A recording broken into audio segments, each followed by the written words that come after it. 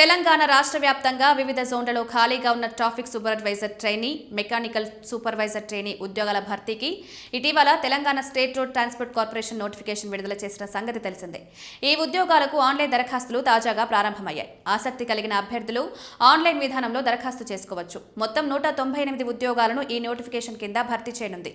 ఇందులో traffic supervisor trainee పోస్టులు 84, mechanical supervisor trainee పోస్టులు 114 వరకు ఉన్నాయి. ఇతర వివరాలు: ఈ పోస్టులకు దరఖాస్తు చేసుకునే అభ్యర్థులు సంబంధిత విభాగంలో డిప్లొమా, డిగ్రీలో ఉత్తీర్ణత పొంది ఉండాలి. ముఖ్యంగా పుట్టిన తేదీకి సంబంధించి మెట్రికులేషన్ సర్టిఫికేట్ తప్పనిసరిగా ఉండాలి. 1 నుండి 7వ తరగతి వరకు స్టడీ సర్టిఫికేట్ లేదా ఎంఆర్ఓ జారీ చేసిన నివాస ధృవీకరణ పత్రం, తెలంగాణ ప్రభుత్వం జారీ చేసిన తాజా కమ్యూనిటీ సర్టిఫికేట్ కూడా ఉండాలి. 2025 ఏప్రిల్ 1న ఆ తర్వాత జారీ చేసిన non creamy layer certificate, 1 April 2025 లేదా ఆ తర్వాత జారీ చేసిన ఈడబ్ల్యూఎస్ సర్టిఫికేట్ ఉండాలి. అభ్యర్థుల వయోపరిమితి జూలై 1, 2025 తేదీ నాటికి తప్పనిసరిగా 18 నుంచి 25 ఏళ్లు మించకూడదు.